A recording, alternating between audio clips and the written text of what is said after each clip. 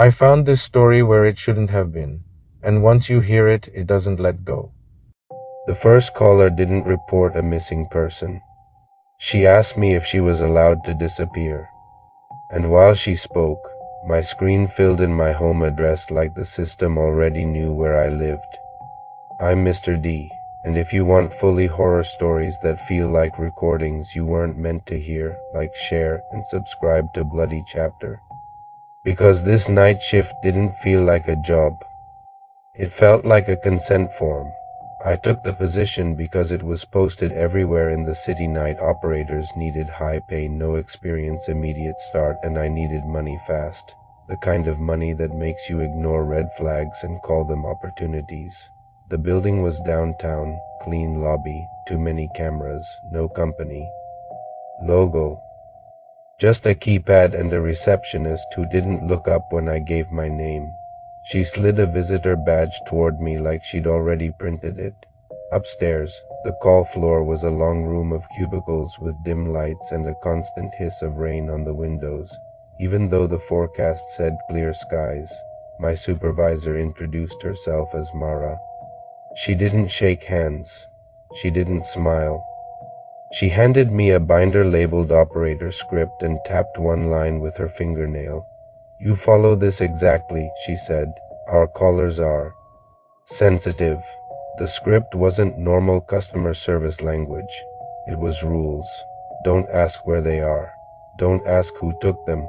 Don't say the word police. And the final rule was bolded like a threat. Keep them on the line until the door clicks. If they beg you to hang up, do not. I laughed once, expecting a joke, but Mara's eyes didn't change. You'll understand, she said, and put a headset on me like a collar. The software on my monitor opened to a dashboard called Missing Persons Hotline, but the tabs were strange routing, approvals, confirmations, cleanup. Mara showed me the buttons I was allowed to press. The one I wasn't allowed to touch was a gray button at the bottom, terminate call. We don't terminate, she said. We confirm. Then my first call came through. The line was quiet except for breathing and a faint tapping, like a fingernail on glass. I said the greeting from the script. The woman on the other end whispered, I'm ready. I asked wrongly, ready for what? And she shushed me like I'd violated a sacred rule. Not like that, she said. I need permission. I glanced at the screen, expecting a name field. Instead, it auto-populated with my full legal name, my date of birth, and a small box labeled operator voice match, active. Under it, an address appeared, my address. My stomach tightened. The woman's voice grew softer, almost relieved. You can see me, can't you? She asked. No, I lied, and the tapping stopped. Then she said something that made my skin go cold. Don't lie. They hate lying. The call quality shifted, like someone had moved closer to her phone. I heard a second sound behind her breathing. A slow, patient click. Like a door latch being tested. Please, she whispered. Just say it. I flipped the binder with shaking fingers and found the exact line Mara had highlighted. It wasn't help is on the way. It wasn't comfort. It was a sentence that felt illegal to say out loud. Permission granted. Then a blank line beneath it. Wait, do not speak. I swallowed and read it in my own voice. The moment I did, my monitor flashed green. Consent recorded. Routing complete. The woman exhaled like she'd been holding her breath for days. Thank you, she said, and then right through my headset I heard the door click. Not a phone sound, not a background noise. A clean, closed door latch, inches from my ear. The line went dead. I pulled the headset off and stared at the cubicles around me. They looked occupied. Coffee cups, sticky notes, headsets, but no one was sitting in them. Mara appeared behind my chair without footsteps. Good, she said. You did your first confirmation. I asked where the woman was. Mara looked at my screen like she was checking a delivery status. Not missing anymore, she answered. and the rain at the windows sounded louder, like it was applauding. By the third call, I realized every caller knew something about me.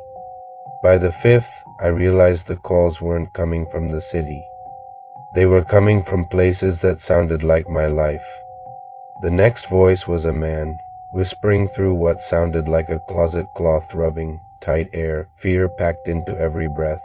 "They're outside," he said. "They're waiting for you to say it." I asked who they were.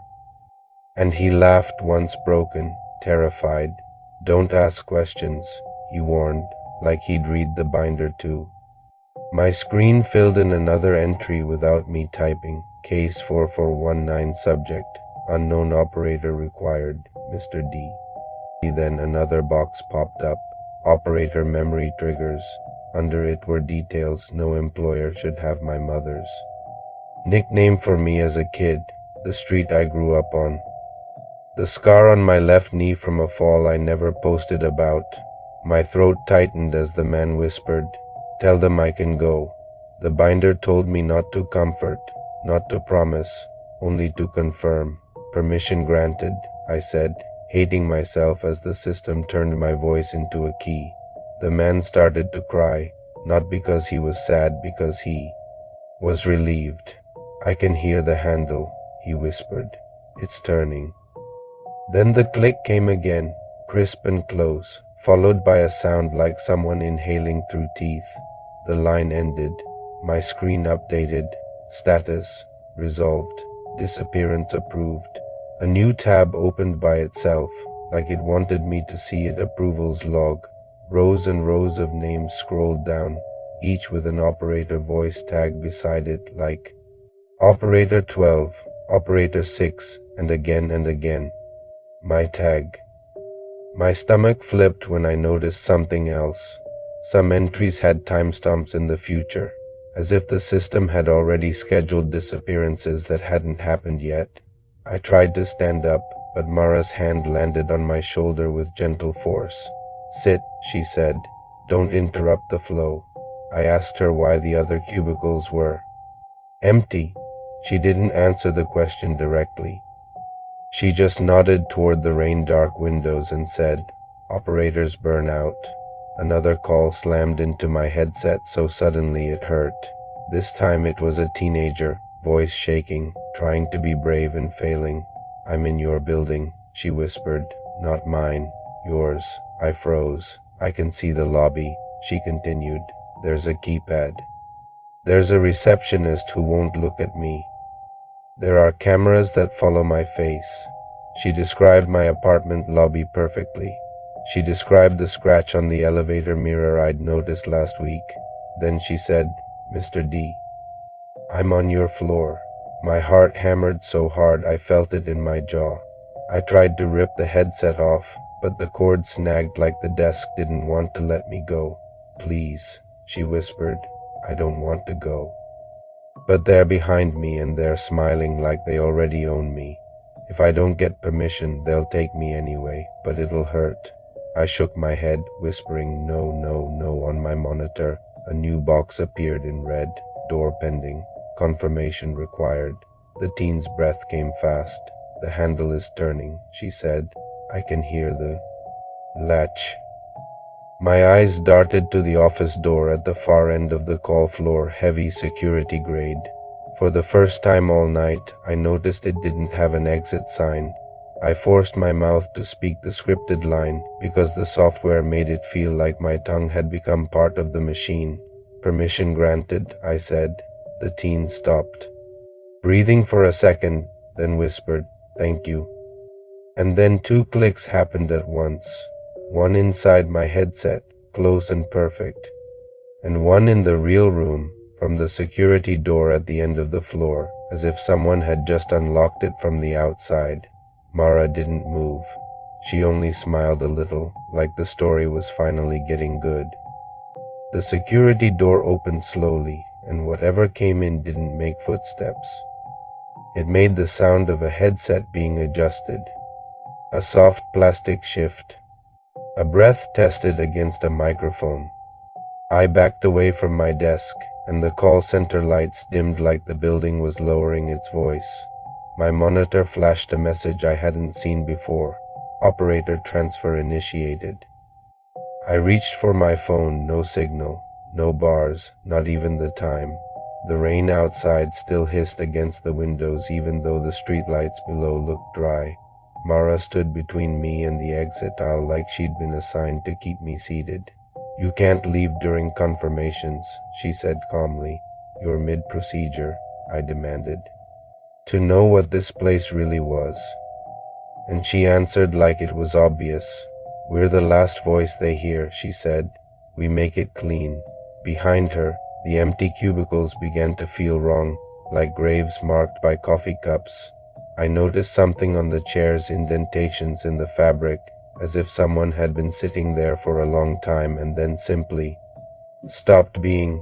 Another call came in. But this time the caller ID didn't show a number. It showed a label, "Incoming, you." My blood went cold. I stared at the screen, expecting a prank, but Mara's expression turned almost reverent. "Answer," she said softly. "This one is important." I put the headset back on with shaking hands, and I heard silence at first, then a breath, then my own voice, faint and terrified, like it was speaking from a place with no air. "Mr. D?" It whispered, "Please. Don't hang up." I couldn't speak. My own voice on the other end sounded like me on my worst day, small, scared, trying not to cry. "They said if I get permission, it won't hurt," my voice said. "They said you're the only one who can grant it." My monitor auto-filled a case file faster than my eyes could track. Subject: Mr. D. Location. Operator station status. Pending door. Ready. I ripped the binder open and found the line again, bolded like a commandment. "Permission granted." "Wait for the click." I whispered, "No," but the software highlighted the words on my screen like a cursor hovering over my mouth. Mara leaned closer and spoke into my ear without using a headset, like she wanted her voice to be the last real one I heard. "You've been doing it all night," she said. "This is just your turn."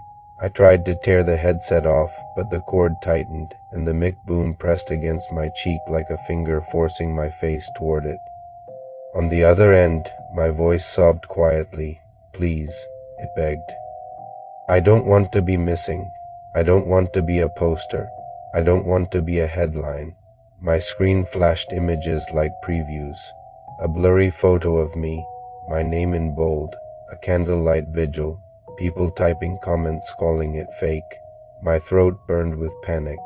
I tried to stay silent, refusing the ritual by refusing speech, but the call center had been built around one ugly truth. My voice wasn't just sound anymore. It was authorization. The words came out anyway, pulled through me like a script read by a puppet. "Permission granted," I heard myself say, and the second the sentence ended, the room breathed in. The air pressure changed. The lights dimmed to a sick gray. My monitor turned green. Consent recorded. Then the click sounded closer than ever, like a door latch right behind my eyes. I blinked, and the call center looked slightly different, as if the world had moved 1 inch while I stayed still. My desk felt unfamiliar. The badge on my chest didn't say visitor anymore. It said operator, and the cubicle beside mine, one of the empty ones, had my name taped to it, waiting like it had always been mine. I stumbled back, trying to find the exit. But the security door was gone, just a blank wall and rain-streaked glass. Mara's voice came through my headset now, calm as a recorded greeting. "Next call," she said. My screen lit up with a new case file, a new name, a new voice tag, and as the phone rang, I understood the final horror. Missing people don't vanish into the dark. They vanish into systems that make their disappearance look normal. I'm Mr. D. And if you're listening to this, it means my voice is still out there somewhere, granting permission on repeat. Like, share, and subscribe to Bloody Chapter. Full video on my YouTube channel. And thanks for watching.